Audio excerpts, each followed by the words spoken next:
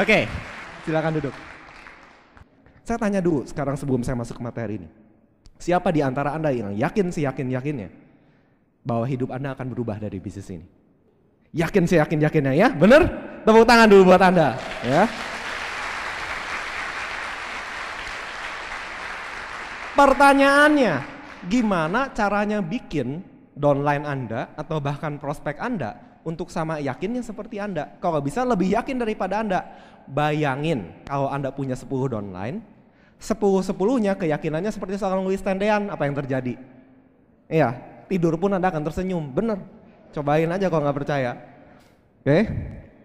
Nah, untuk itu saya akan mengajak Anda, kita akan mengeksplorasi sesuatu yang namanya paradigma. Ya, paradigma ini sering kita lihat kata-katanya di koran, paradigma apa sih paradigma gitu ya. Kita lihat ya dengan dalam perjalanan 1,5 jam ini.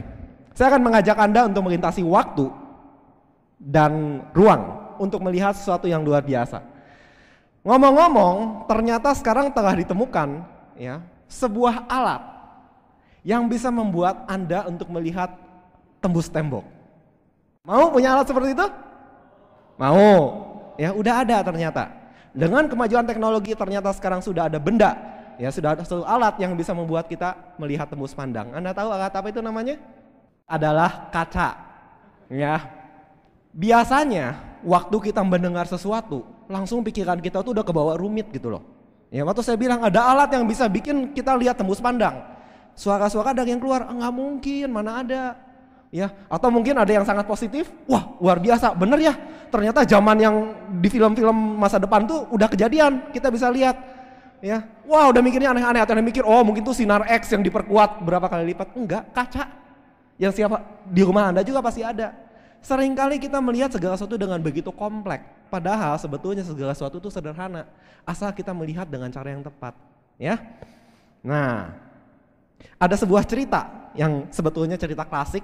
Anda pasti udah pernah dengar, saya ceritain ulang ya buat Anda ya. Ada seorang kapten kapal, ya. Kapten kapal ini sedang membawa kapalnya malam-malam. Ini bukan Titanic, Titanic sudah tenggelam, kapal yang lain.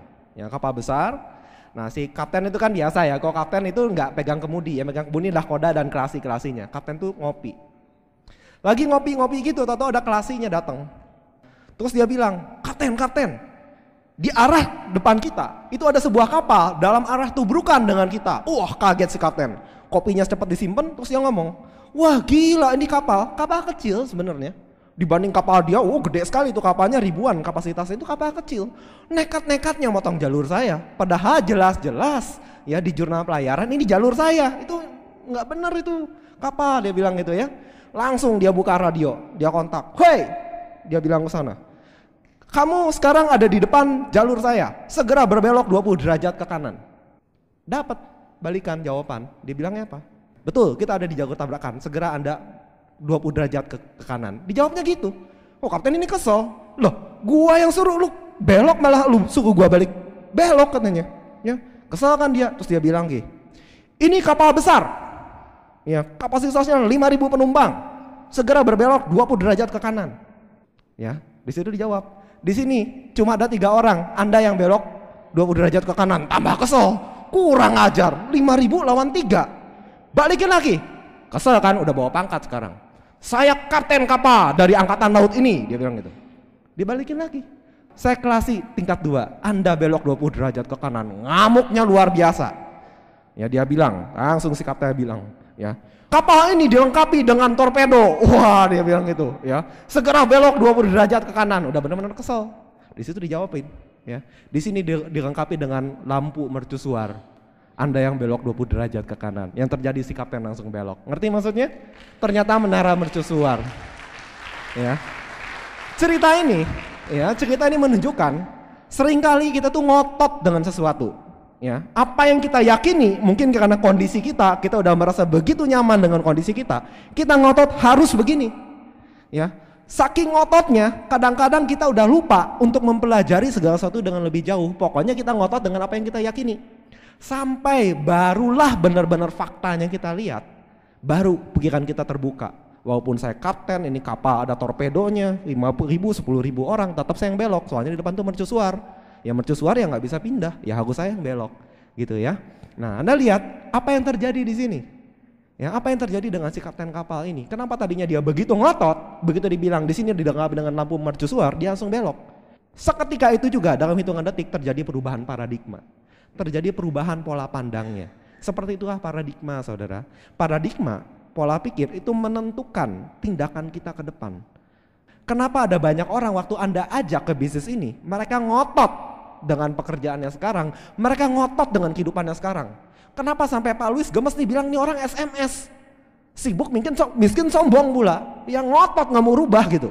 Ya karena itu, karena paradigma mereka sekedar belum berubah.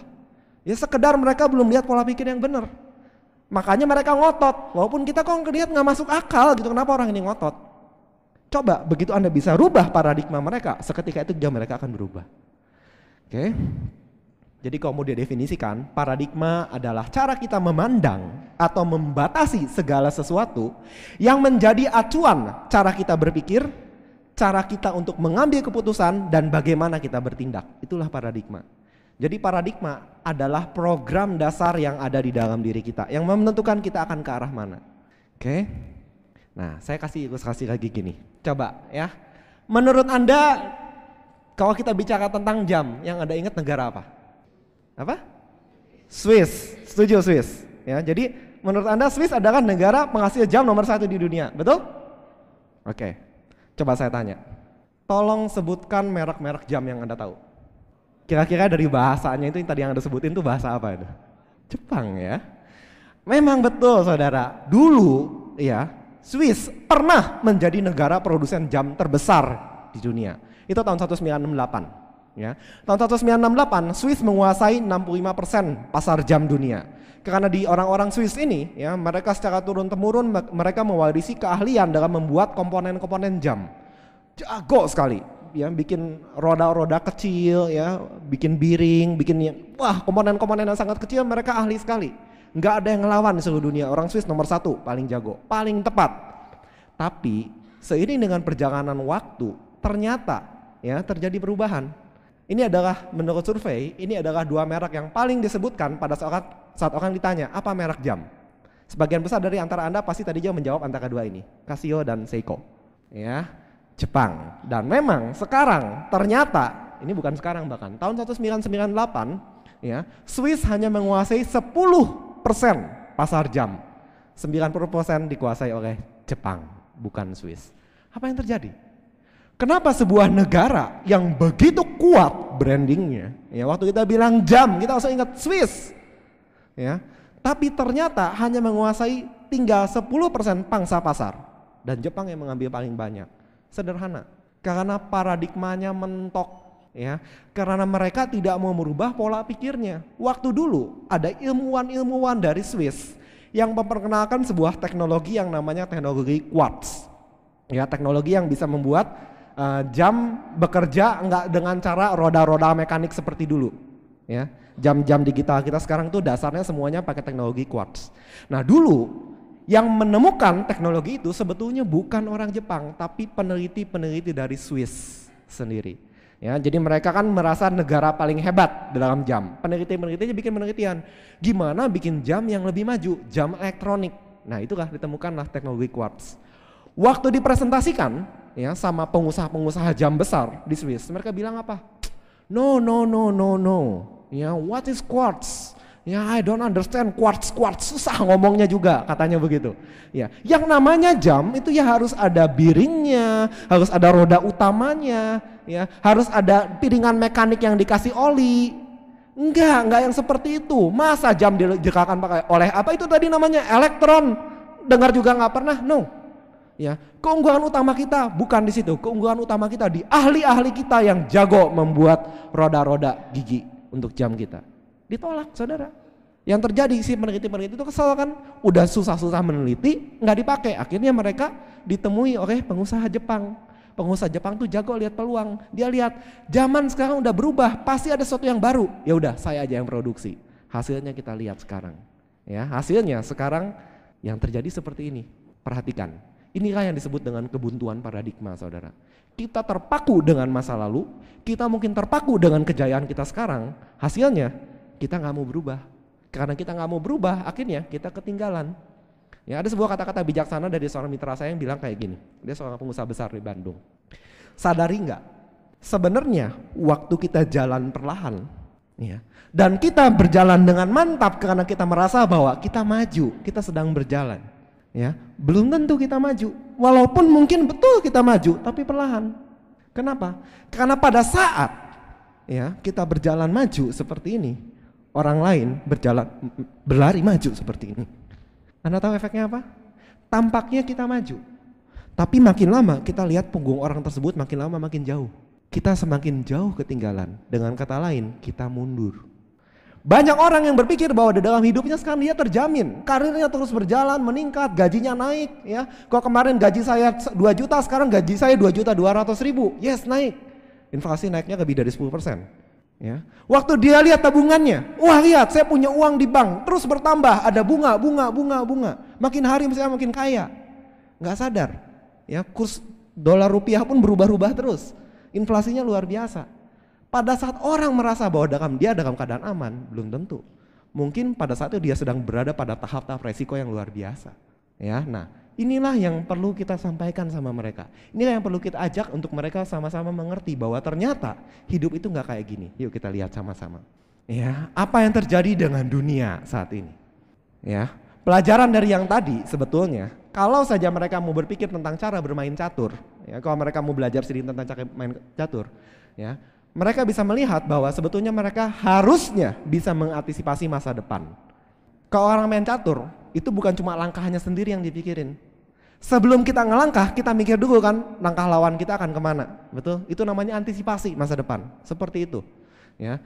Jadi kalau kita mau melangkah ke depan, kita mengambil satu tindakan, kenali. Ya, ada 2 hal minimal. Pertama adalah situasi saat ini. Bagaimana kondisi yang terjadi sekarang?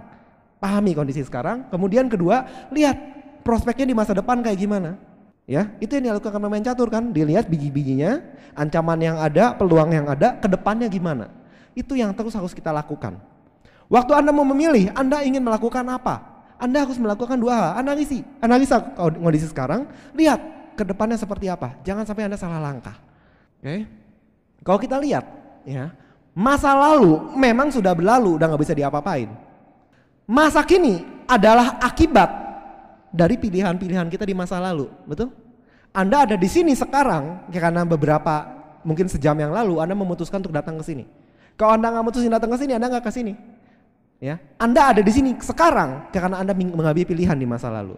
Ya, jadi kita lihat masa kini adalah produk dari masa lalu.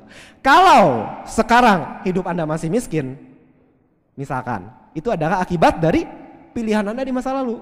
Kalau sekarang Anda sudah kaya, ya, artinya Anda mengambil sebuah tindakan di masa lalu yang membuat Anda kaya. Contoh, kalau Pak Suprato memilih untuk tidak bergabung dengan Tiansi, hari ini ya Pak Suprato nggak akan ada di sini, betul?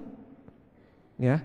Kalau Pak Jeffrey ngambil pilihan untuk nggak mengambil keputusan di bisnis ini, milih untuk jadi mahasiswa aja, lulus dengan nilai yang bagus, hari ini dia tidak akan tersenyum seperti ini. Ngerti maksud saya? Apa yang diambil di masa lalu itu menentukan masa sekarang. Makanya buat Anda yang masih baru di bisnis ini, hati-hati. Ya, Anda sudah mengambil keputusan yang benar, Anda bergabung dengan bisnis ini. Tapi biasanya di dalam beberapa bulan ke depan ini adalah masa kritis Anda. Karena setiap hari Anda akan selalu dihadapkan dengan sebuah pilihan. Anda mau nerusin bisnis ini, Anda mau bertahan terus menjalankan bisnis ini, Anda rela atau enggak ditolak sekali lagi saja, atau Anda memutuskan untuk keluar dari bisnis ini. Ya apalagi buat tadi ada yang bilang diamond or die, hati-hati. Anda nggak jadi diamond, tapi pilihannya Anda mati itu tadi. Ya hati-hati itu. Ya. Nah, kalau kita udah sadari itu, kita harus benar-benar menyadari bahwa apa yang ada di masa depan itu benar-benar ditentukan oleh pilihan kita sekarang. Makanya hati-hati sekali. Ya, kalau sampai suatu pagi nanti Anda terbangun dan Anda mulai berpikir, aduh, bener nggak nih jalan saya milih perusahaan ini? Bener nggak nih saya ada di Tiansi? Jangan-jangan saya salah. Jangan-jangan namanya MLM itu benar kayak kata tetangga saya. Sedang lihat ke belakang. 3 bulan saya di bisnis ini. 3 bulan saya teriak-teriak. Tiansi luar biasa. Tapi kok bonus saya nggak berkembang. Jaringan saya, jaringan 4L itu lu lagi. Ya, jangan-jangan saya salah. Hati-hati. Di situ muncul sebuah pilihan, Anda berada di sebuah persimpangan jalan. Anda mau coba sekali lagi atau Anda mau keluar. Masa depan Anda ditentukan oleh pilihan Anda saat itu. Oke? Lain kali kalau Anda mau muntaber, tahu ya? Kalau Anda mau mundur, ya. Pun Anda mau mundur, jangan sampai muntaber, mundur tanpa berita. Minimal mundeber. Mundur dengan berita, datang dulu sama upline Anda, lapor, saya mau mundur. Nah, siapa tahu Anda masih ditobatkan gitu ya, janji loh. Nah, saya akan tunjukkan ya bagaimana perubahan dunia ini begitu dahsyat ya. Berhubung latar belakang saya komputer, saya mau cerita komputer sedikit deh. Ini adalah gambar komputer elektronik pertama di dunia. Ya, ini tahun 1944, waktu zaman perang dunia itu dulu. 1943 sampai 1946. Namanya ENIAC. Ya. Komputer ini beratnya 30 ton, 30.000 kilogram, panjangnya 30 meter, jadi ruangan ini pun masih kurang, ya, dan tingginya 2,4 meter. Jadi butuh tempat lebih besar dari ruangan ini untuk satu komputer ini. Dan Anda tahu, kalau sekarang banyak di antara Anda punya alat yang satu ini, ya, kalau Anda punya alat yang satu ini kemampuan komputasinya, ya, itu jutaan kali dibanding gambar komputer yang tadi, dibanding ENIAC tadi. Ilustrasinya, kalau kita buat dengan teknologi zaman dulu, benda yang sekarang masuk di kantong Anda itu membutuhkan satu benua Australia untuk menampung semua alat-alatnya. Kalau teknologi tidak berkembang, kebayang ya, Anda bawa komputer satu benua gitu. Contoh lain, mungkin Anda masih kenal yang ini ya. Saya kira 5-10 tahun ke depan ya, adik-adik kita, anak-anak kita udah nggak tahu sebuah benda yang namanya disket. Anda masih tahu disket ya? Disket ini ya kapasitasnya 1,44 megabyte. Ya, 1,4 megabyte. Bandingkan dengan sebuah keping yang namanya keping DVD. Biasa Anda suka nonton film kan? DVD itu ya.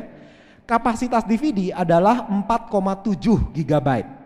Dengan kata lain kurang lebih sekitar 4.700 megabyte. Artinya satu keping gini ya, ukurannya nggak beda jauh ya, tapi DVD ini kapasitasnya 3.342 kali lipat lebih besar dibanding ukuran disket ini. Dan itu terjadi hanya dalam hitungan tahun. Rasanya masih baru sekali dulu saya bilang, wah luar biasa, disket akhirnya kecil, yang dulu lebih gede lagi soalnya. Ya, sekarang udah kayak gini. Dulu ya anak-anak kita bermain dengan yang seperti ini, ada boneka-bonekaan, mobil-mobilan, kuda-kudaan ya. Nah, zaman sekarang mungkin mereka udah nggak tahu mainan ini. Yang mereka tahu namanya PlayStation. Ya, kita aja yang bingung apa tuh PlayStation. Mereka ini udah kayaknya hidup mereka tuh udah nggak bisa hidup deh kayaknya tanpa PS. Dunia berubah saudara. Ya dulu kalau misalkan dulu anak Anda mungkin masih dulu waktu Anda masih kecil ya. Anda mungkin cukup puas dengan main petak umpet, rebonan ya. Zaman sekarang enggak, mereka ngomongnya PlayStation 3, ada Nintendo Wii gitu apa gitu ya. Saya juga udah nggak tahu deh, udah banyak sekali. Handphone, cerita lagi tentang handphone ya. Anda punya handphone? Punya di sini? Oh hebat kok bisa punya handphone? Hanya orang kaya ya yang bisa punya handphone, gaya sekali Anda. Kalau Anda punyanya 10 tahun yang lalu, Anda beneran kaya. Apalagi kalau 15 tahun yang lalu, ya harga satu handphone sama harga satu mobil lebih mahal handphone. Sekarang kita lihat apa yang terjadi. Ya. Dulu tahun 1800 sekian, Alexander Graham Bell dan itu menemukan telepon. Ini bentuk telepon yang pertama itu kayak gini. Ya, kotak kayu, ada silinder, ada magnet-magnetnya dengan kawat-kawat yang banyak. Ya, nggak nyeni deh. Kemudian muncullah teknologi baru. Wah, telepon sekarang bentuknya lebih indah, lebih sedap dipandang. Luar biasa sekali kemajuan teknologi. Dan cara pakai telepon juga asik, tinggal di engkol. Ya, jadi kalau Anda mau telepon, Anda putar dulu tuh engkolnya. Ya. Wah, ini udah hebat sekali kemajuan zaman dulu. Ya, sampai akhirnya ya kira-kira 15 tahun yang lalu, ya, kemajuan teknologi begitu luar biasa sampai ditemukan sebuah alat baru, alat komunikasi di mana Anda nggak perlu lagi pakai kabel. Dibawa-bawa pun nyambung, ajaib kayak sulap, nggak ada kabel aja kok bisa nyambung, bingung orang lihatnya. Dan multiguna itu telepon. Ya, 15 tahun yang lalu kalau Anda punya handphone itu Anda punya alat penjaga keamanan artinya. Kenapa? Ya kalau ada maling Anda lempar aja kau itu maling. Ya gede-gede soalnya. Oh zaman sekarang ada maling Anda lempar, tangkap sama dia, makasih katanya ya. Anda nggak bisa. Anda lihat, sekarang begitu banyak istilah-istilah komunikasi. Kalau dulu orang ngomong telepon cuma dua, telepon, telegraf, udah. Sekarang coba ada CDMA, GSM, SMS, ads, segala macam lah. 3G ya, 3G katanya kan, lagi hit ya sekarang ya 3G. Udah ada 4G sekarang. Ya 3G aja kagak ngerti apalagi 4G. Berubahnya cepat sekali. Ya inilah kemajuan zaman saudara. Anda bayangkan apa yang terjadi kalau kita nggak mengikuti kemajuan zaman. Ya, masih mending kalau cuma kita. Bayangkan Tentara Nasional Indonesia, ya tentara kita nggak mengikuti kemajuan zaman. TNI gelar pasukan, wah ya Presiden SBY periksa semuanya bawa kampak, bawa tombak, bawa panah gitu. Ya sekali diserang sama musuh datangnya langsung pakai kayak gini, hancur semua negara kita habis, gak kan? Anda lihat, ternyata dunia berubah, kita pun harus berubah. Dunia berubah, kita bengong, hasilnya apa? Habislah kita. Itu yang terjadi saudara. Ya nggak bisa lagi kita cuma sekedar jadi penonton. Mau nggak mau dengan arus perubahan yang begitu cepat, kita harus ikut dalam arus itu. Ya mungkin bolehlah Anda nggak ngerti istilah-istilah handphone ya. Anda punya handphone yang penting kecil, bentuknya bagus, dipencet bunyi, SMS suruh anak, nggak apa-apa. Ya itu masih nggak masalah. Tapi hati-hati dengan perencanaan masa depan Anda. Hati-hati dengan apa yang menjadi inti di dalam hidup Anda. Ya bagaimana cara Anda membangun masa depan, bagaimana Anda mencukupi kebutuhan keluarga Anda. Itu nggak bisa main-main. Anda boleh nggak ngerti apa itu artinya 4G, 3G, SMS dan lain sebagainya. Tapi Anda harus mengerti bagaimana caranya Anda membangun ya masa depan Anda lewat yang namanya aset. Oke? Ya, perubahan banyak sekali. Kalau mau diceritain nggak habis-habis. Dari cara makan aja udah berubah ya. Kalau zaman dulu Anda mau susu sapi, Anda pergi ke peternakan tuh perah tuh susu sapi. Ya, Anda tarik-tarik gitu kan. Sekarang nggak perlu ke supermarket, Anda buka tutupnya minum. Wah, enak sekali ya. Dunia berubah, kebutuhan berubah, cara hidup berubah. Nah, yang kita lihat apa yang terjadi dengan paradigma umum. Kita biasa bahas ini di OPP, tapi saya ingin mengajak Anda untuk melihat lebih dalam lagi hari ini. Ya, dulu ya kita terbiasa dengan yang namanya bekerja. Bekerja artinya masuk jam 8, pulang jam 5, ya.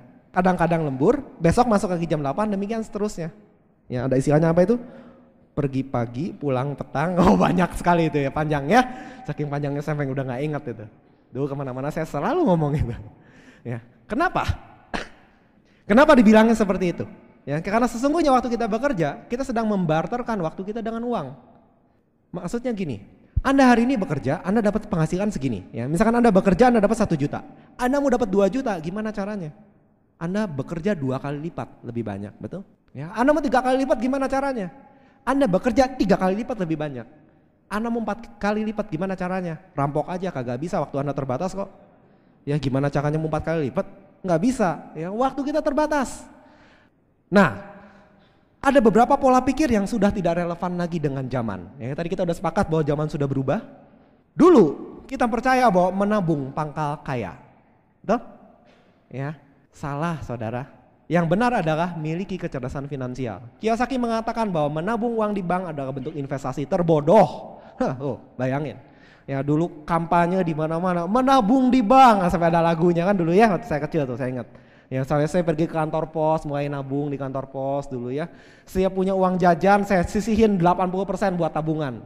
Ya orang bilang 10%, enggak, 80%. Saya pengen cepat kaya nanti, ya kan? Menabung pangkal kaya, mau saya kaya, saya nabung. 80% uang jajan saya tabungin. Sampai hari ini enggak saya ambil tuh, 3 tahun saya nabung 100.000 gitu. Sekarang nih kayaknya, ya bukan sekarang. Waktu saya SMA saya cek 100.000 doang. Sekarang habis sudah sama administrasi. Ya itu yang terjadi. Ternyata enggak saudara, menabung itu katanya enggak jadi kaya. Salah. Saya kemarin di Pekanbaru saya bertemu dengan beberapa profesional ya, mereka sudah puluhan tahun di perusahaan pengolahan minyak asing. Ya, kalau saya sebut nama perusahaannya Anda pasti tahu. Dia cukup kaget ya. Kita malam-malam ngobrol terus dia bilang, "Wah, hari ini pikiran saya berubah. Tadinya saya pikir saya sudah aman." Tiba-tiba ngomong gitu. Saya tanya, "Loh, kenapa, Pak?" "Iya. Soalnya saat ini sebetulnya saya udah punya tabungan 300 juta buat saya siap-siap memasuki masa pensiun dan hidup dengan bahagia." Setelah ngobrol, kalau dipikir-pikir ternyata benar juga ya. Uang segitu tuh nggak ada artinya apa-apa. Kenapa? Dengan perkembangan dunia seperti sekarang, 300 juta itu benar-benar kelihatannya besar, tapi akhirnya nggak ada artinya. Coba pikirin kayak gini, Ya, kalau Anda bilang 300 juta menurut dia kecil, mungkin Anda mau protes kan sekarang kan? 300 juta gede, coba pikirin. Rencananya dulu dia udah nabung puluhan tahun, waktu tahun 92, ya dia udah punya sekitar 200 juta rupiah. 200 juta tahun 1992, itu belum krisis moneter. Dolar masih di bawah 2000. Nilainya berapa itu dulu? 200 juta dulu, itu mungkin senilai dengan 1 miliar sekarang, betul?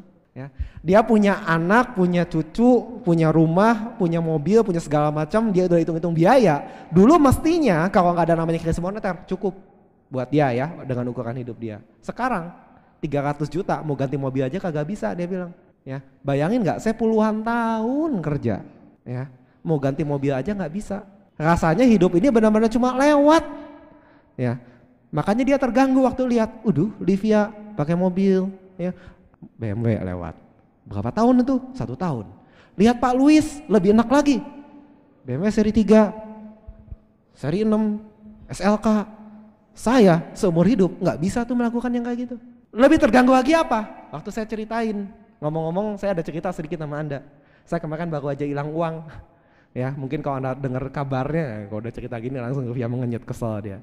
Saya investasi di satu tempat, ya satu tempat lah, PTW. Nah, saya masukin uang 35.000 US dollar di situ. Uangnya hilang sekarang. Ya, orangnya entah hilang kemana. Nah, dari situ pengalaman saudara. Itu memang saya sharingin sama dia. Kenapa kita nggak bisa yakin dengan masa depan kita kalau sekedar kita punya uang? Ya, Anda kebayang nggak? Satu hal yang membuat saya bersyukur, walaupun saya hilang 35.000 US dollar itu di atas 300 juta ya, lumayan.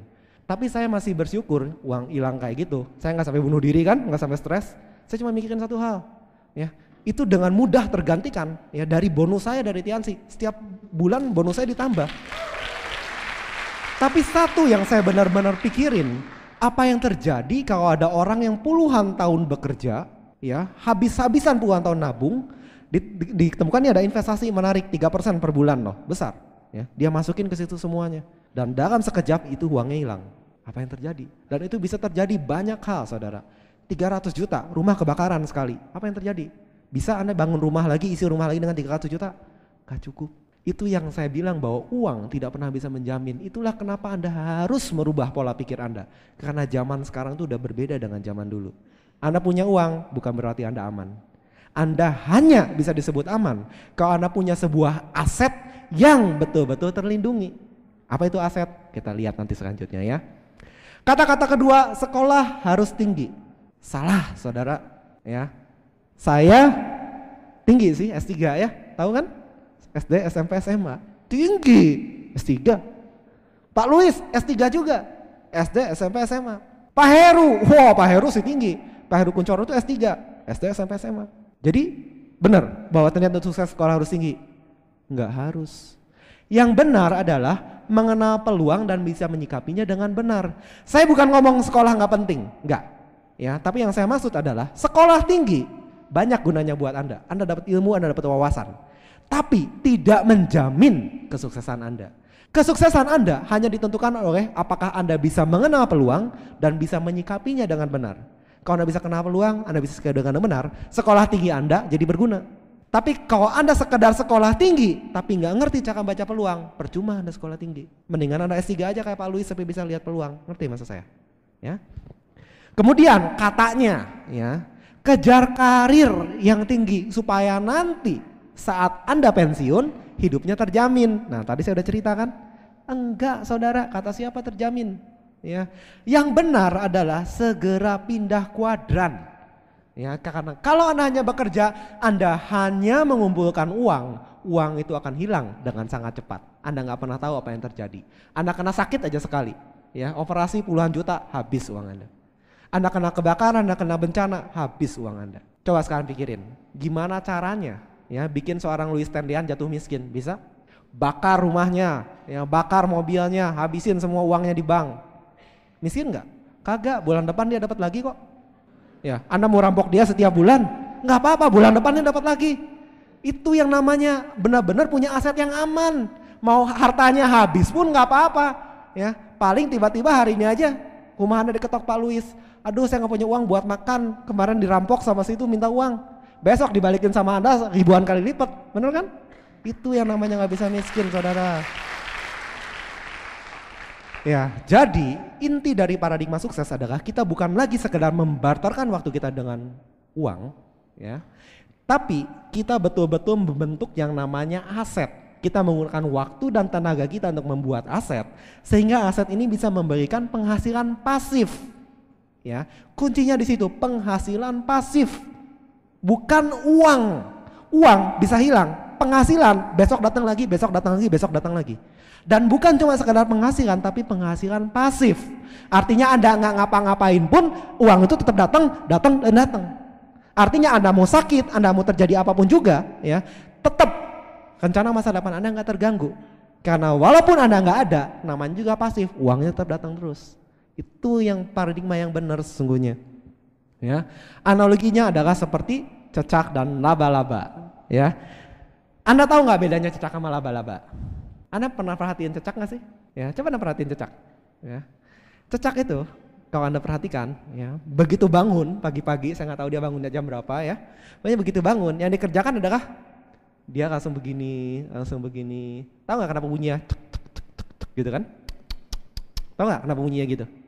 Coba Anda bayangin kalau Anda jadi cecak, stres nggak? Anda lagi lapar, ya? Anda sukanya apa? Mie bakso, nasi goreng gitu ya. Anda lagi lapar nih, ya, mau makan, tapi yang Anda lihat nasi gorengnya bukan di atas meja, terbang-terbang gitu. Nasi goreng, wah Anda kejar-kejar ke sini, nasi gorengnya pergi. Stres. Nah itu gak cecak, makanya bunyi nasib gue ya, makan aja susah. Itu. Ya. Nah, cecak ini setiap pagi begitu buka mata langsung perut gue lapar, langsung begini, mana nih, ya makanan terbang gue. Ada yang mencelok di situ. Cecak kan nggak punya sayap ya, tapi hebat loh cecak. Lagi gitu aja nggak pernah protes, paling cuma bilang, tapi tetap kerja. Deketin tuh nyamuk, begitu menyamuk mau begini, nyamuknya terbang, kejar lagi. Itu kan, itulah kehidupan cecak sehari-hari, saudara. Ya, setiap hari kerjaannya adalah ngejar-ngejar makanan. Habis makan kenyang, akhirnya gue dapet juga, ya, mojok ke pintu, akhirnya kenyang. Anda buka pintu, grek, langsung gepeng lah di pintu. Kasihan banget jadi cecak. Ya, mau jadi cecak? Jangan, saudara-saudara. Kita lihat ya, daripada jadi cecak lebih baik jadi Spider-Man alias laba-laba, ya. Diputar tuh nanti di bioskop, ya, Spider-Man 3. Nah, kalau jadi laba-laba ini binatang yang saya bilang smart. Ya, Anda perhatiin, kalau laba-laba itu nggak kayak cecak, ya. Begitu bangun, dia bukannya ngejar-ngejar makanan, yang dia lakukan apa? Dia langsung membuat sarang, ya. Dia buat sarang. Kerja nggak? Kerja sama. Lagi cecak, jalan-jalan lari-lari kejar-kejar makanannya, ya. Laba-laba pun kerja, tapi kerjanya bukan ngejar makanan, kerjanya bikin sarang. Setelah sarangnya jadi, yang dilakukan laba-laba apa? Pergi ke pojok tidur, aman pula, ya, nggak akan sampai kena kejepit sama Anda, pintu jauh kok di ujung tembok sini. Anda mau pegang itu nggak kepegang gitu, ya. Nanti ada nyamuk yang lagi kejar-kejar cecak tuh, ya. Nyamuknya kan lari, wah ada cecak mau makan gua, lari, nggak kena, ya, plak, nempel, kenanya ke jarang laba-laba, ya. Laba-labanya nggak usah susah-susah ngejar, tinggal samperin tuh nyamuk makan, kenyang, selesai, ke pojok lagi, tidur lagi. Nggak lama nanti ada lagi tuh nyamuk nyasar. Enak nggak jadi laba-laba? Itu yang namanya punya penghasilan pasif, alias makanan pasif gitu. Tinggal tunggu makanan datang sendiri. Artinya laba-laba ini ngerti tentang yang namanya memiliki aset. Ya, ini aset. Oke, kalau gitu sekarang kita tinggal berpikir aset seperti apa, ya. Ya, oke lah, kita ngerti kita memang perlu membuat aset supaya nggak jadi kayak cecak. Ya, cuman kayak gimana? Pilihlah yang sesuai dengan zaman. Ya, jangan sembarang membuat aset. Nanti salah kayak saya loh, hilang lagi tuh 35.000 US dollar ya. Biaya sekolah memang mahal. Oke, zaman dulu, zaman agraris. Ya, jadi dulu kalau Anda mau punya uang, Anda punya sawah. Kalau Anda punya sawah, Anda punya aset artinya. Tapi zaman sekarang sudah berubah, di mana Anda mau bikin sawah di Jakarta, ya. Kemudian muncullah zaman industri. Di mana-mana bermunculan perusahaan-perusahaan baru. Anda punya perusahaan, dijamin masa depan Anda terjamin. Sekarang apa yang terjadi? Di Surabaya kemarin saya ketemu dengan seorang pengusaha, kepalanya pusing sekali. Dia bilang, aduh zaman sekarang ini, ya, jangankan buka perusahaan, mau nutup perusahaan aja susah. Bingung saya, loh nutup perusahaan kan tinggal tutup. Enggak gampang ternyata. Nutup perusahaan itu biayanya bisa lebih mahal dibanding membangun perusahaan. Tambah bingung saya, kok bisa gitu Pak? Iya. Gaji harus bayar pesangon pegawai, ini itu, aset nggak kejual dan sebagainya. Pusing, bener juga ya. Ternyata zaman sekarang punya usaha itu bukannya bonafit saudara, ya pusing yang ada kepalanya. Berarti zaman sekarang udah berubah. Apa sih yang ada sekarang? Ya, networking katanya, franchise. Ya di mana-mana kan lagi tren sekarang, harus punya franchise. Ya bisa franchise ayam, franchise minuman, franchise apapun, macam-macam, banyak sekali. Ya secara rutin ada pameran-pameran franchise. Kenapa enak dengan membuat franchise ini? Nggak usah pusing saudara. Anda nggak usah pusing sama sistemnya. Ya, Anda tinggal beli franchise-nya, Anda tinggal jalani. Ya, Anda nggak usah pusing lagi mikirin semuanya udah diurusin sama master franchise-nya. Anda tahu beres, mereknya udah terkenal, Anda nggak usah pusing lagi iklannya gimana. Orang tahu, cobain aja. Besok Anda beli McDonald. Laku nggak tempat Anda? Kalau tempat Anda disetujui, saya yakin pasti laku. Ya karena semuanya udah dipikirin, ya sama McDonald. Anda tinggal setor uang, udah Anda dapat duit, enak kan? Makanya besok rame-rame kita buka franchise McDonald, mau? Mau? Kenapa tuh enggak? Masalahnya modal, ya miliaran tuh kalau Anda mau buka franchise McDonald. Artinya gimana dong? Ya, franchise-nya bagus, mau sih mau, cuma nggak punya duitnya. Ada solusinya saudara, ya zaman sekarang ada yang namanya personal franchise alias network marketing alias MLM. Nah, kalau dulu orang gatal-gatal dengar kata MLM, ya coba perhatiin, begitu Anda ngomong sama prospek Anda, begitu dia tahu itu MLM, langsung duduknya nggak nyaman kan, pantatnya serasa panas gitu kan, MLM, tuh.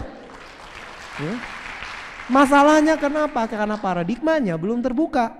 Karena pola pikirnya masih salah. Dipikirnya yang namanya MLM itu kerjaan nggak ada kerjaan, ya karena nggak ada kerjaan makanya jangan MLM. Salah saudara. Yang terjadi adalah orang-orang punya kerjaan yang buat sebagian orang itu impian saja. Contohnya nggak usah jauh-jauh ada di depan saya sekarang. Ya kira-kira yang namanya general manager gaya nggak? Gaya. Ada kok yang ngelapasin general manager buat jalanin bisnis jualan obat, katanya jualan jamu. General manager kok jualan jamu? Pak Suprato ini gimana Pak Prato? Aduh. Ya. Kenapa seorang general manager mau melepaskan jabatannya? Ada sesuatu yang salah kan berarti kan dengan pola pikir masyarakat umum. Ya. Kenapa seorang pengusaha yang sudah punya usahanya di mana-mana kok sekarang malah jualan jamu? Jualan kalsium itu jualan jamu, orang bilang di luar sana bilang gitu. Kita kan tukang obat katanya ya. Wah bakul jamu. Ya mungkin Anda pernah diomongin gitu. Betul? Ya kenapa? Sekedar karena paradigma mereka salah. Ya. Kenapa Anda perlu mengundang orang ke vision seminar? Ya. Kenapa Anda perlu melihat ada berbagai macam latar belakang? Karena tujuannya satu, untuk nunjukin bahwa ternyata ya pandangan kita tentang MLM, pandangan masyarakat umum tentang MLM itu ternyata nggak sesuai dengan fakta yang sesungguhnya. Faktanya ada general manager yang mau melepaskan GM-nya demi jalanin bisnis ini. Oke? Nah, timbul pertanyaan, kenapa sih Pak Suprato mau jalanin bisnis ini? Padahal udah GM, impian siap orang. Ya, sederhana. Karena Pak Suprato bisa melihat perubahan zaman. Karena Pak Suprato bisa merubah paradigmanya. Tidak mengalami kebutuhan paradigma, tapi bisa melihat bahwa di depan ada sesuatu yang berbeda dengan masa lalu. Ingat ya, Pak Suprato bisa mengantisipasi masa depan. Anda lihat? Ya, justru karena beliau seorang general manager, seorang yang punya wawasan, makanya waktu dikasih peluang dia bisa lihat. Makanya buat Anda, ya, buat Anda yang sampai saat ini Anda belum sponsoring up, segera hapus pikiran Anda bahwa kalau Anda sponsoring up itu mengerikan. Enggak, saudara. Anda ketemu sama orang profesional, Anda ketemu sama pengusaha itu lebih mudah dibanding ketemu mahasiswa. Itu pengalaman saya. Kenapa? Mahasiswa banyak analisanya, ya berhubung teorinya segudang, nggak pernah praktek, ya nggak sesuai dengan kenyataan, nggak sesuai dengan teori. Dia bilang, ya memang kuliah nggak sama kok sama kenyataan. Tapi kalau praktisi yang sudah lama, ya kalau mungkin levelnya masih supervisor gitu, enggak lah, ya sombongnya masih banyak kata Pak Luis. Tapi kalau udah GM udah ngerti. Ya namanya aset-aset kayak tadi udah ngerti sekali. Makanya begitu dikasih peluang pasti langsung dimakan. Mulai sekarang Anda pulang segera bikin daftar nama, cari GM ke atas, itu yang Anda prospek. Ya. Kenapa MLM? 3 jawabannya. Pertama, zaman sekarang ya adalah zaman informasi. Ya betul kan? Mungkin Anda sering dengar ya information age katanya kan. Apa tuh? Ya. Zaman informasi, apa maksudnya? Segala sesuatu saat ini ditentukan oleh seberapa cepat Anda mendapatkan informasi. Contoh, ya, kalau sekarang tiba-tiba saya kasih informasi sama Anda, ya, saya dengar kabar nih, katanya besok, ini tapi bukan katanya beneran, bisa dipercaya. Besok, ya, ada sebuah perusahaan di Indonesia yang butuh dolar dalam jumlah 1 triliun dolar. Apa yang akan Anda lakukan? Ayo, apa? Siapa yang akan membeli dolar? Hari ini juga. Satu orang. Siapa yang memilih untuk menjual dolar Anda? Hari ini juga. Oh, yang lain nggak punya duit buat beli dolarnya. Saudara, kalau itu yang terjadi besok, ya, ada satu orang yang menjadi sangat kaya sekali, Bapak, yang tadi ngangkat tangan. Kenapa? Hari ini kan belum ada yang tahu nih, Anda udah dengar informasinya. Besok 1 triliun dolar disedot sama satu orang. Indonesia kekurangan dolar, tiba-tiba kan Anda punya dolar berapapun juga dibeli, harga dolar pasti naik. Hari ini Anda nggak punya uang, Anda jual rumah Anda, pinjam tetangga, pinjam seberang, pinjam orang lewat kalau perlu, gitu ya. Pinjam semuanya Anda beliin dolar. Hari ini beli dolar mungkin 10.000, besok harga dolar bisa 100.000. Kebayang? Itulah gunanya informasi. Nah, buat Anda yang nggak ngerti tentang itu, dibilangin besok dolar akan ditarik 1 triliun dolar. Terus kenapa? Emang gue pikirin? Nah, hati-hati. Boleh kalau urusan dolar ya. Jangan sampai MLM yang gitu.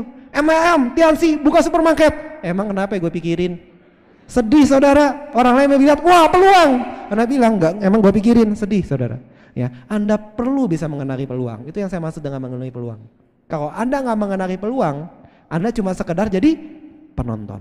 Kalau Anda bisa kenali peluang, Anda akan segera mengambil tindakan supaya peluang itu bisa berubah menjadi suatu yang luar biasa buat Anda. Ya. Yang kedua, ciri zaman ini adalah edukasi. Ya, pendidikan. Ya. Kita akan mengambil keputusan dengan benar kalau kita sudah terdidik. Contoh kayak tadi. Ya. Saya kasih informasi sama Anda udah tahu informasi, tapi misalkan Anda nggak pernah ngerti tentang proses dolar dan lain sebagainya. Ya itu, Anda cuma akan lihat, oh gitu ya, udah. Tapi kalau Anda sudah ngerti, mungkin Anda mungkin pernah belajar ya gimana caranya kok dolar bisa naik, bisa turun. Dikasih informasi, Anda bisa langsung rubah informasi tersebut menjadi peluang karena Anda sudah terdidik. Dan yang ketiga, ya ciri zaman ini adalah asuransi. Nah, saudara, ya maksud saya di sini adalah punya asuransi itu penting. Kenapa? Karena dengan punya asuransi Anda bisa melakukan manajemen resiko, Anda bisa mengelola resiko Anda. Ya, nggak akan ada pengeluaran yang tiba-tiba mendadak yang akan mengganggu perencanaan masa depan Anda. Tapi ada beberapa asuransi yang memang penting buat Anda, asuransi kesehatan. Ya, karena asuransi kesehatan, kalau tiba-tiba Anda sakit, Anda akan tercover.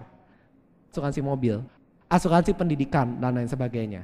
Ngomong-ngomong, sekarang Tiansi belum punya asuransi. Anda tahu nanti Tiansi akan punya asuransi. Ya, Anda tunggu tanggal sama ini. Buat Anda yang belum tahu, Anda perlu tahu lebih banyak, cari tahu lebih banyak tentang Tiansi. Waktu saya terbatas, saya nggak bisa cerita banyak. Nanti saudara, kalau Anda mau mengenalkan produk, ya, nah ada. Ini salah satu contohnya produk Tiansi yang baru. Saya perkenalkan minuman bermerek Aqua. Ini produk Tiansi, saya serius. Bener kan? Anda orang Jakarta kalau nggak tahu kebangetan saudara. Ya Anda tinggal pergi ke Mall Tergading lihat yang namanya banner store. Nah itu produk Tiansi. Setiap orang beli Aqua ini di situ, saya dapat persenannya. Betul? Susah nggak jualan produk baru Tiansi? Gampang kan? Anda tinggal datang ke rumah teman Anda lihat minumnya apa? Oh Aqua, yang di situ minumnya Ades, yang di situ entahlah apapun juga. Oh minumnya ini toh, kita juga jual, yuk anterin, bawa, suruh beli, selesai, Anda dapat omset, ya kan? Nah, kalau Anda perhatikan, ya Tiansi pun sudah berubah dibanding dulu waktu saya jalanin. Tiansi sudah jauh lebih mudah.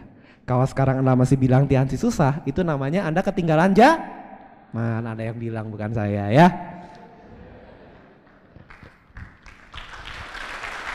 Oke. Ya. Kemudian alasan yang utama adalah pendapatannya tidak terbatas. Ya, ini adalah beberapa kalau Anda lihat kenapa MLM tepat buat Anda. Sorry, balikan tadi ya. Anda perhatiin, bisnis ini adalah bisnis informasi. Anda dibayar berupa bonus karena Anda itu adalah komisi jasa Anda memberikan informasi pada orang lain. Ya. Orang itu membeli artinya Anda sudah memberikan informasi. Untuk itu Anda dapat bonus, Anda dibayar. Ya. Anda mendidik downline Anda, betul? Ya, Anda mendidik gini loh, caranya membangun jaringan bla bla bla. Anda melakukan proses pendidikan di bisnis ini. Asuransi, sekarang saya tanya, asuransi apa lagi yang lebih baik dibanding kalau Anda udah menjadi seorang silver lion? Kalau Anda udah jadi gold lion, apalagi kalau Anda udah jadi diamond. Anda masih perlu asuransi kalau udah di situ? Ngerti maksud saya? Perlu sih, tapi sekarang balik lagi. Pak Luis lagi yang jadi korbannya. Habisin uangnya, besok sakit, pusing gak kepala dia? Enggak kok, tetap kebayar. Rumah sakit dimanapun juga, mau di ujung dunia pun kebayar. Perlu asuransi kesehatan? Enggak. Dari bonus saja kebayar, enggak perlu tuh pakai asuransi lagi. Ya, untuk manajemen resiko tentu masih harus ya. Kalau buat Anda yang ngerti tentang mengaturkan finansial tetap harus. Tapi secara harafiahnya tanpa ada cover asuransi ini itu pun hidup tetap berjalan dengan mulus. Apalagi yang bisa didapat kalau bukan dari bisnis ini. Oke? Dan pendapatan yang tidak terbatas. Ini adalah grafik pendapatan yang diperoleh oleh upline kita, Pak Luis. Anda perhatiin ya. Jadi kalau dibilang bonus MLM itu eksponensial, ini saya buat gambarnya ya. Ini dibuat grafiknya. Ini gambar yang garis ini bukan saya yang gambar. Ya, tapi ini adalah transaksi linear dari data-data ini. Secara statistik. Jadi benar, ternyata terbukti pendapatan MLM itu eksponensial. Ya, saya masukin bonus saya pun gambarnya seperti ini sama. Oke. Lewat. Nah, kalau sekarang kita udah sepakat bahwa MLM itu ternyata memang adalah jawaban buat kita, pertanyaan adalah MLM yang mana? Ya, ada beberapa hal yang harus Anda lihat waktu Anda memilih MLM. Ya, yang disebut dengan 6 pilar dalam MLM. Yang pertama adalah perusahaannya. Jangan sampai hari ini Anda masuk, besok Anda semangat, lusa perusahaannya tutup. Kejadian. Kenapa banyak orang trauma MLM kayak gitu? Ya, di situ udah jadi diamond, gaya lah, crown, apapun. Ya, udah dijanjiin bakal terima Jaguar lain sebagainya, besok perusahaannya tutup. Gigit jari dah, ya. Hati-hati. Perusahaan harus benar-benar kuat. Perusahaan yang punya visi yang jelas supaya apa? Zaman terus berubah. Kalau perusahaan paradigmanya nggak berubah, hari ini bisa besar, besok bisa kelelep. Perusahaan ini harus terus bisa mengikuti perkembangan zaman. Coba perhatiin Tiansi. Kalau saya bilang Tiansi ini bukan mengikuti perkembangan zaman, Tiansi bahkan menjadi satu perusahaan yang menjadi trendsetter. Dia selalu maju di depan perusahaan yang lain. Perusahaan yang lain nanti ngikutin. Coba sebutin perusahaan mana yang punya MLM. Perusahaan mana yang punya universitas? Perusahaan MLM mana yang punya supermarket? Perusahaan MLM mana yang punya universitas? Sebutin nama saya. Gak ada, cuma Tiansi doang. Ya. Coba pikir, buat apa perusahaan MLM punya universitas? Langsung kan keluar orang-orang bijaksana, Mr. Lee. Maklum sih dulunya orang miskin, gak ngerti dia. Perusahaan tuh harus fokus, nggak boleh menyebar kayak gitu. Masa perusahaan MLM jualan obat bikin universitas? Nggak nyambung. Dulu orang-orang bilang gitu, waktu Mr. Lee bikin universitas. Apa pemikiran Mr. Lee? Saya akan buat perusahaan ini besar, saya butuh SDM yang benar-benar bagus. SDM mana lagi yang lebih bagus dibanding SDM yang sudah saya seleksi, orang-orang terbaik dari seluruh China. Ya, sudah terpilih, ada ujian masuknya, ujian apa? Ujian negara gitu ya mungkin ya. Udah masuk, saya didik selama 4 tahun spesifik untuk kebutuhan Tiansi. Anda perhatiin? 4 tahun dididik spesifik untuk kebutuhan Tiansi. Waktu keluar, apa bukan jadi SDM terbaik buat Tiansi? Anda lihat, itulah salah satu alasan kenapa perusahaan kita selalu jadi yang nomor 1. Hal yang gak dipikirin sama orangnya, udah dipikirin sama Mr. Lee. Gitu lah. Ya. Kenapa? Karena Mr. Lee sudah menempatkan dalam kerangka berpikir yang benar. Tiansi akan jadi besar. Kalau Tiansi, universitas itu udah ada dari dulu. Ya dari awal dibangun, begitu Tiansi berkembang itu udah langsung dibikin. Waktu zaman dulu nggak perlu Tiansi punya perusahaannya masih kecil kok. Sekarang kita baru lihat kebutuhannya. Iya, dengan perkembangan yang kayak gini, perusahaan ini perlu SDM yang benar-benar bagus. Dan baru sekarang kerasa itu yang namanya universitas itu sangat menolong. Kita lihat perbaikan manajemen itu terjadi dengan kecepatan yang sangat tinggi. Bagus sekali, beda sekali dengan manajemen yang dulu. Kok bisa berubah secepat itu? Ya jelas. Udah keluar kok, udah ada hasilnya universitasnya, SDM-nya udah jelas benar-benar bagus. Itu kuncinya saudara. Ya. Nah, perusahaan yang kuat, perusahaan yang bagus, perusahaan yang punya visi besar itu bisa memberikan 3 elemen utama di dalam bisnis kita. Yang pertama adalah produk. Ya, kalau perusahaannya kuat, dia bisa beli resep-resep formula-formula terbaik. ya. Produk-produk kita ada resep kerajaan, ya kan? Ya hasil penelitian dari lembaga-lembaga yang bergengsi, itu yang bisa didapat. Saat ini kita punya program OEM dengan perusahaan-perusahaan yang kuat.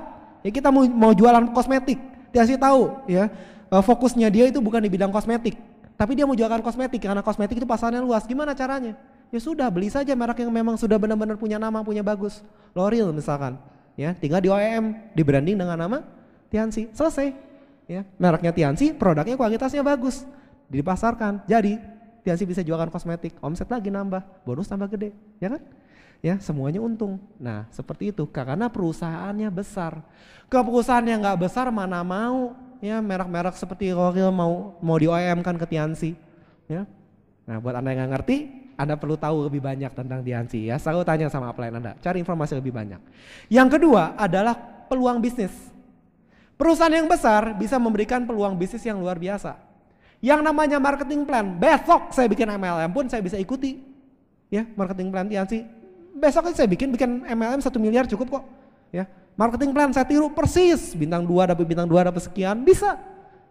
Ya, tapi apa benar saya bisa ngasih seperti yang Tianxi berikan?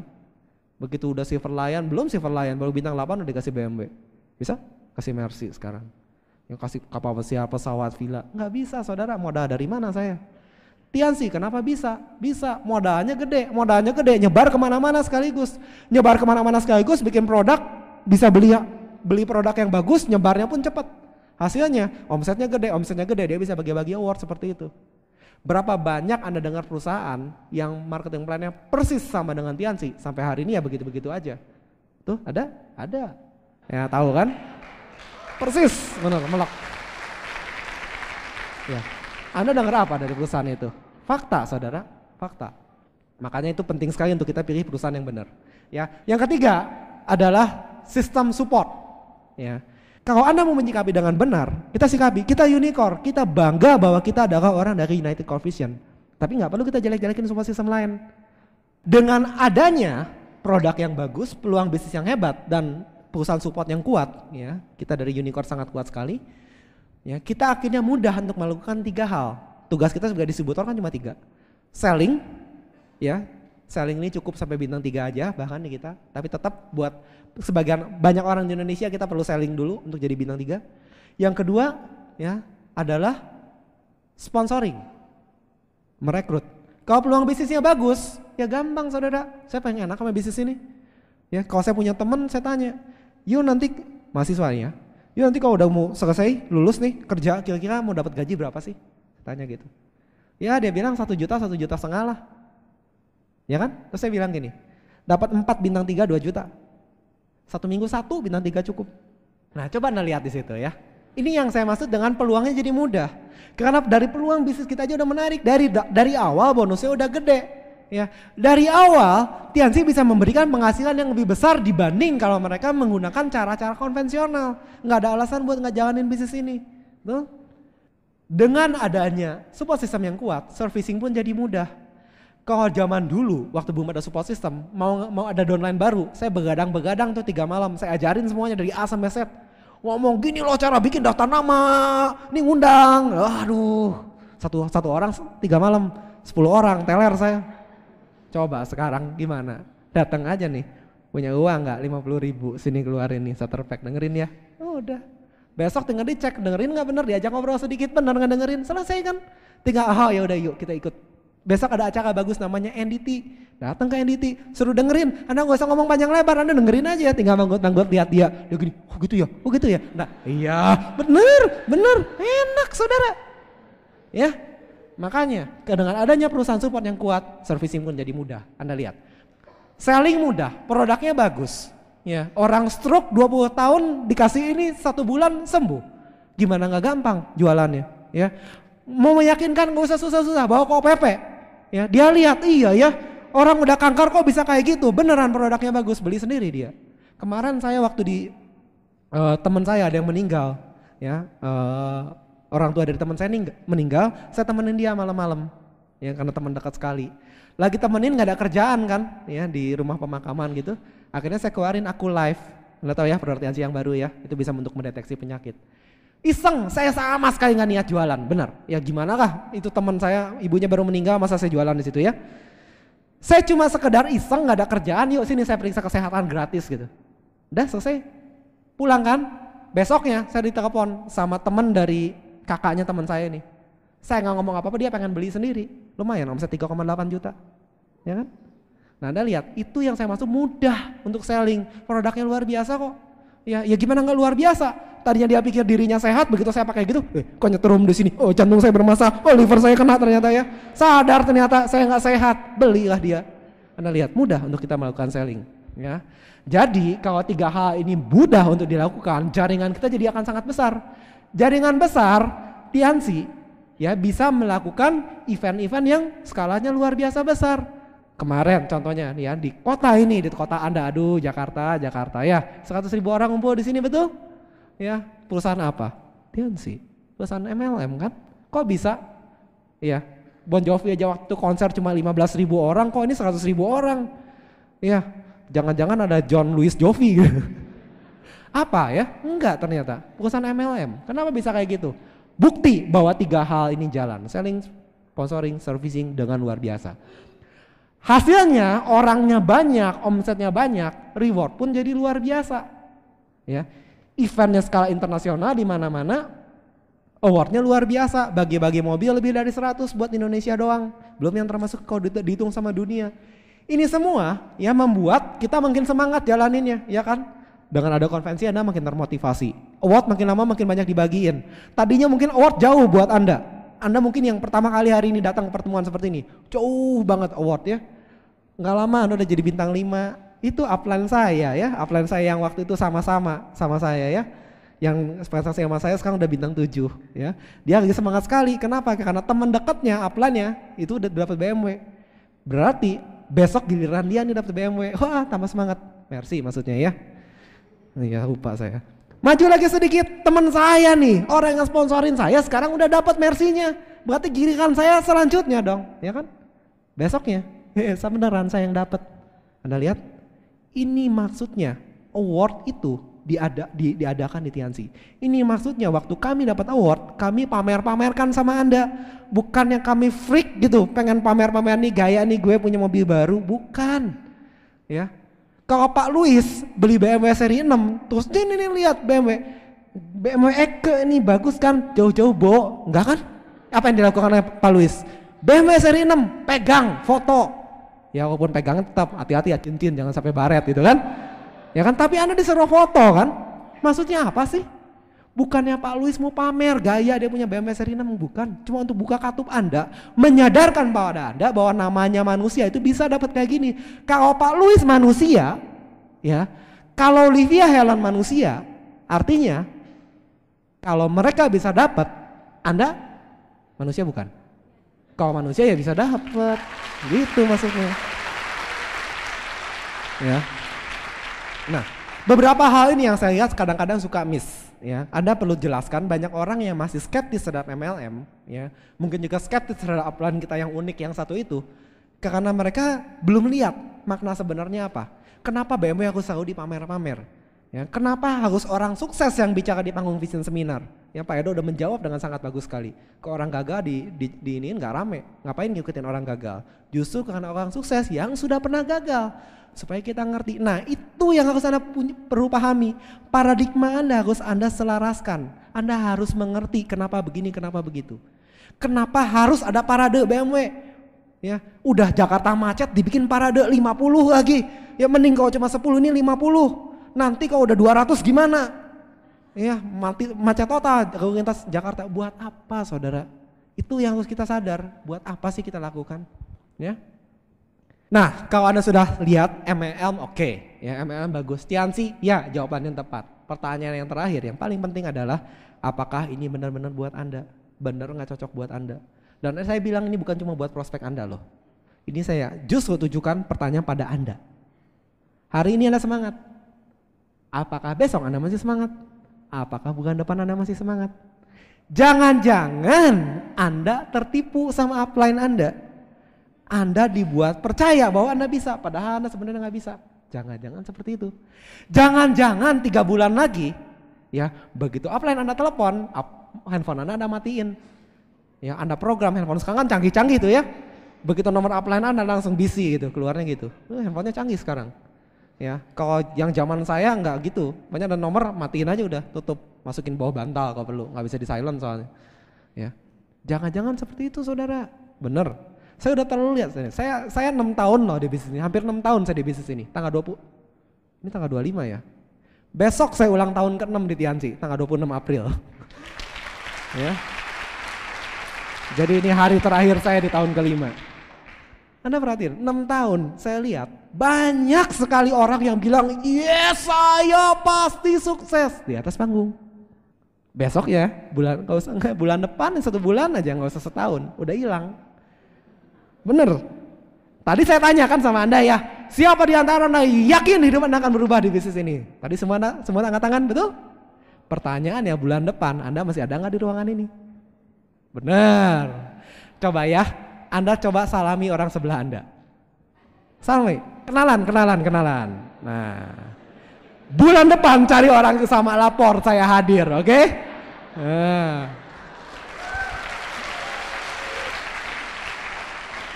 Oke ya, saya cuma ingin meyakinkan sama Anda bahwa segala sesuatu sebetulnya biasanya hanya masalah waktu. Coba pahami seperti ini. Pertama, MLM itu untuk semua orang, termasuk untuk Anda. Nggak peduli latar belakang Anda apa. Coba lihat figur leader ini ya. Livia, mahasiswa dari IT.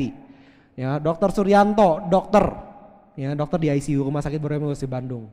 Heru Kuncoro, pengusaha. Ya. Pak Suprato, profesional, mantan general manager. Pak Edward Sarjono, Pak Edo, arsitek. Ya, Ibu Dia Safitri, ibu rumah tangga.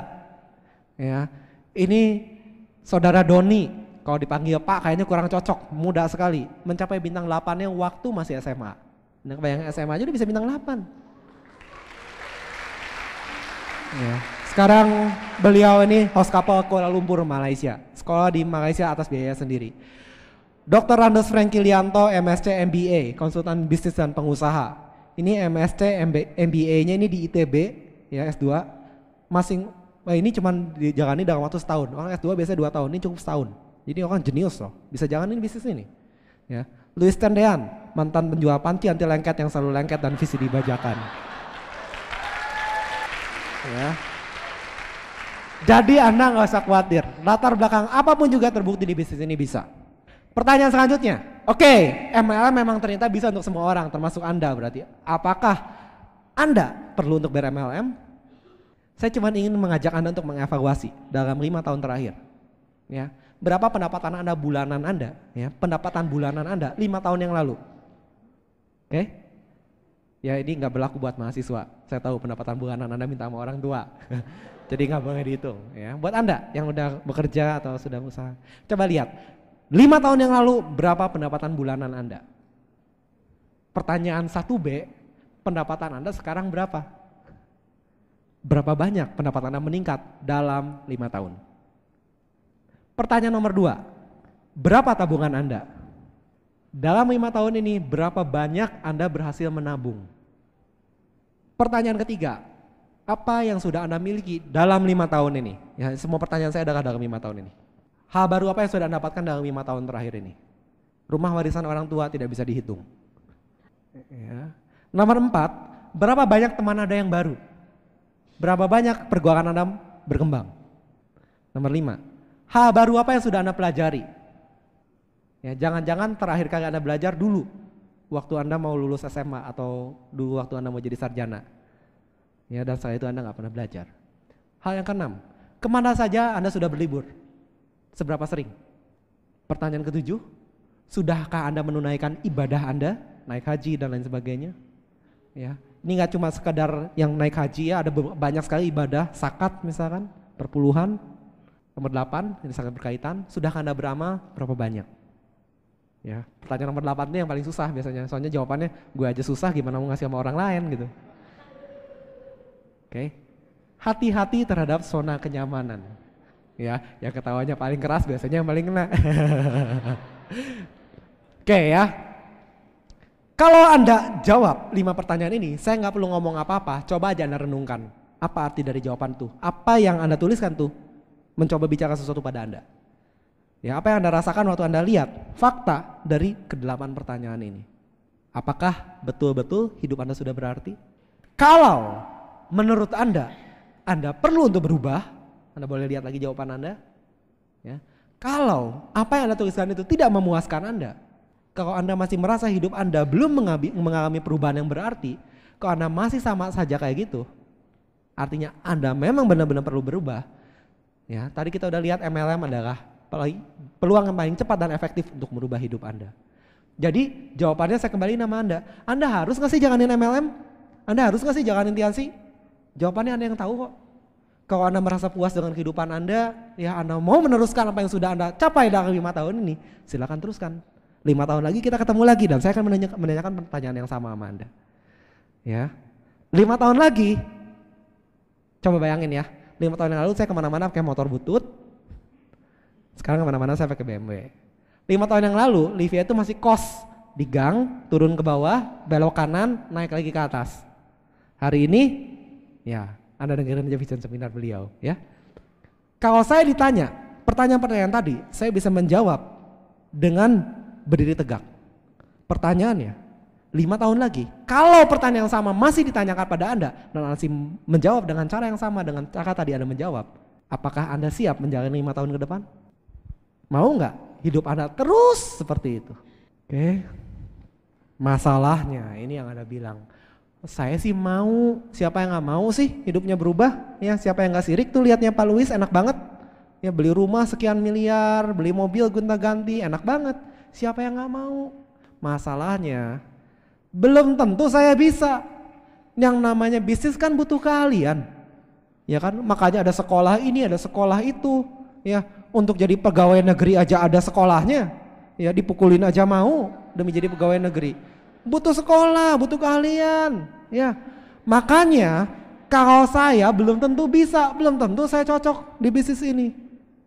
Oke, betul? Nah, kita akan lihat ya. Katanya MLM untuk semua orang, tapi bisnis butuh keahlian. Sementara keahlian setiap orang berbeda. Kontradiktif dua pertanyaan ini, nggak nyambung, nggak sinkron. Ya, berarti kalau bisnis butuh keahlian dan MLM adalah bisnis, berarti MLM butuh keahlian. MLM butuh keahlian, sementara setiap orang keahliannya beda-beda. Berarti benar bohong. Belum tentu saya sukses di MLM, belum tentu saya ahli. Anda disuruh ngomong di sini mau? Bisa? Coba. Anda bisa nggak bicara di sini? Yes, gitu. Bisa? Bisa. Kalau yang nggak bisa berarti Anda nggak akan sukses di bisnis ini. Sedih banget dunia kok kayak gitu ya? Enggak saudara. Ternyata ya siapapun juga yang nggak bisa diskon juga bisa kok sukses di bisnis ini. Saudara, coba saya ingin mengajak Anda untuk melihat yang namanya sistem. Ya, sistem itu dibuat supaya siapapun juga Anda, nggak peduli latar belakang Anda apa, bisa sukses di bisnis ini. Ya, mau Anda seorang pemikir, Anda seorang yang sangat sakuin sekali, Anda apapun juga lah, Anda bisa. Caranya adalah saya kasih aja dengan ilustrasi ini. Ya, tolong pilih angka dari 1 sampai 9. Matematik sedikit. Kalau Anda ikuti dengan benar, Anda bisa lihat apa artinya sistem ini. Pilih angka 1 sampai 9 bebas, terserah Anda. Tuliskan di kertas. Sudah? 1 sampai 9, angkanya berapapun juga, 1 digit saja. Sudah? Selanjutnya, ini belum ya. Ini jangan dilihat dulu. Setelah Anda memilih angka 1 sampai 9, tambahkan angka yang tadi Anda pilih dengan 4. Kemudian hasilnya kalikan dengan 2. Sudah? Nah, Anda dapat 2 digit kan? Betul? Ya. Dari 2 digit tersebut, ambil digit terakhirnya. Contohnya, kalau misalkan tadi Anda dapat 17 kan, Anda ambil 7-nya gitu. Ya, ambil digit terakhirnya. Kemudian bagi dengan 2, tambahkan dengan 2. Nah, yang ini agak butuh perjuangan. Kalikan dengan 9. Ya boleh deh, keluarin kalkulatornya deh. Bisa gak ya? Kalikan dengan sin kuadrat pi dibagi Enggak.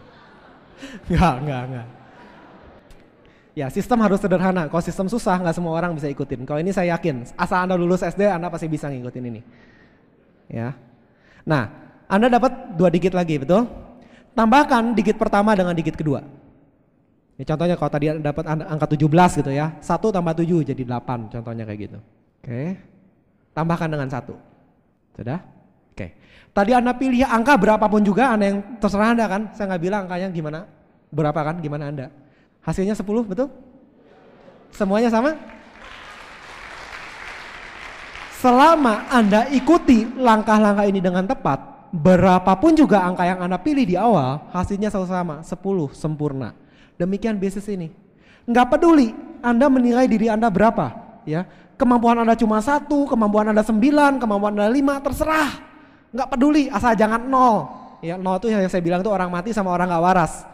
Ya, selama Anda masih hidup, Anda masih waras, minimal skor Anda 1, nggak peduli kondisi Anda kayak gimana. Ya, jadi berapapun juga angka yang Anda pilih, bagaimanapun juga kondisi Anda, selama Anda ikuti sistemnya dengan benar, ya waktu saya bilang kaliin 2, Anda benerin kali 2, jangan cuma kali 1 gitu ya. Waktu dibilang kali 9, enggak males kok, susah banget kali 9, kali 3 aja. Ya, asal Anda masih mau teachable, Anda ikuti ini semua langkahnya, hasilnya pasti sempurna. Asal Anda ikuti sistem unicorn dengan benar, siapapun juga Anda, hasilnya 1, sempurna. Oke, ya. Sekarang saya tanya, siapa di antara Anda yang bisa bikin es krim? Bisa bikin es krim? Ada yang bisa bikin es krim? Saya senang sekali bikin es krim. Ibu bisa bikin es krim? Bapak bisa bikin es krim? Siapa lagi? Cuma 2? Oke, Anda nggak bisa bikin es krim? Ya, saya bisa loh. Tahu nggak caranya gimana? Nih, saya kasih tahu langkah-langkahnya. Dengerin langkah-langkahnya ya.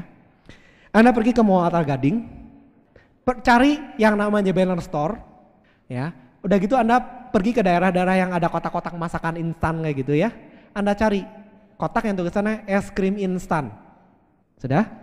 Anda beli kotak tersebut, bawa pulang ke rumah, cabut ya. Di belakangnya ada tulisannya apa yang harus Anda lakukan. Biasanya tergantung dari merek yang Anda ambil, ada rasa stroberi, coklat dan lain sebagainya. Ya, tapi caranya mirip. Buka kantongnya, masukkan ke dalam sebuah mangkok, mungkin ada minta ditambahkan gula atau mungkin telur atau susu ya. Ikuti aja langkah-langkahnya. Anda kocok, Anda masukin ke dalam kulkas. Selesai. Es krimnya jadi. Sederhana? Kira-kira bisa nggak Anda membuat es krim? Bisa? Anda lihat ya. Tadinya Anda pikir bikin es krim susah kan? Saya yakin begitu saya bilang ada es krim instan, Anda langsung kebayang, iya ya.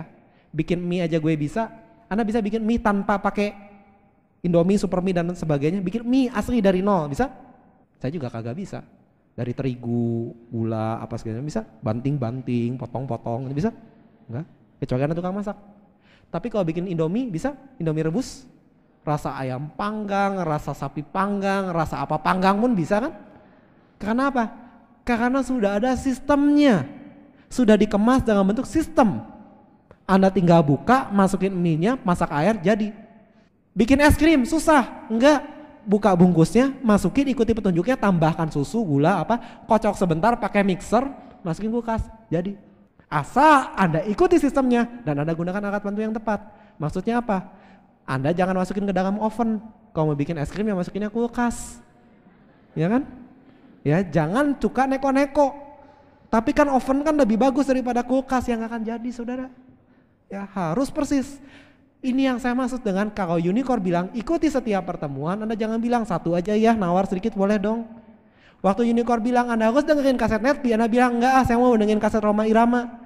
Enggak nyambung, Saudara. Ya. Oke, dan sebagai penutup, saya akan bercerita. Tadi saya udah cerita tentang cecak, laba-laba, ya. Jadi hari ini hari kebun binatang. Hari ini saya untuk penutup saya akan cerita tentang babi. Ceritanya gini, waktu itu ya ada seorang di suatu zaman dahulu kala, nggak terlalu dulu, ada seorang wanita menggunakan mobilnya sedang mendaki daerah pegunungan di daerah puncak. Ya, jalannya kan belok-belok ya. Nah, lagi jalan belok-belok itu lagi santai-santai, itu memang sore-sore suasananya udah angin sepoi-sepoi. Nah, tahu kan puncak kan udah ada mulai embun-embun gitu, wah kayaknya tuh santai banget. Tahu-tahu dari sebelah sana, ya ada mobil yang hampir makan jalur dia, yo ngebut seperti tidak terkendali, sret, dan begitu lewat, udah kaget kan ini, ya si ibu ini udah kaget, gila ini, ya lagi anak-anak ini kok ada yang mau nabrak seperti ini. Pas lewat, dia malah buka jendela malah teriak, babi, cina gitu. Wah kesel, Saudara. Dia yang salah, gue dibilang babi katanya. Ya, dibalas sapi, dia gitu. Ya, nah pas ngebalik selesai ngomong sapi, begitu di depan, ya, ada bangkai babi di depan situ, hampir dia tertabrak. Anda tahu maksud dari cerita ini? Kalau dia mau menyikapi dengan positif, ya tiba-tiba kenapa ada yang oleng gitu atau ngomong babi, maksudnya orang ini kan baru aja kaget, ternyata dia baru aja melindas babi, baru melindas babi jadi oleng. Nah pas lewat dia bilang, wah kasihan nih orang, nanti dia bisa mengalami hal yang sama, dia mau ngasih tahu ada babi di depan, cuma berhubung kaget, ada aja kecil, ada babi, yang kedengaran babinya doang. Maksudnya baik, ada babi bahaya, malah sapi gitu kan. Jadi aja ketabrak beneran tuh babi. Coba kamu dikasih orang positif, oh ada babi, ngerem kan, nggak ketabrak babinya gitu. Nah ini sebuah ilustrasi saudara yang menunjukkan pada Anda hati-hati dengan apa yang Anda dengar. Seringkali banyak orang yang maksudnya baik menyampaikan pada Anda, tapi Anda udah skeptis dulu. Ya, dulu sponsor Anda bilang ini ada peluang bisnis yang bagus, Anda udah bilang paling gue disuruh jualan, ditolak-tolak setengah mati. Untung sponsor Anda ngotot. Jadinya Anda bisa berada di keuangan hari ini. Besok upline Anda akan ngotot bilang ayo beli tiket pertemuan, ayo dengerin ini, ayo ikuti ini, ayo ikuti ini. Ya, harus cepat jadi core person, harus cepat jadi core leader. Ini upline ini menyebalkan sekali sih. Ya, hati-hati, jangan sampai Anda bilang sama upline Anda sapi gitu, jangan ya. Tapi ikuti upline Anda. Sukses buat Anda.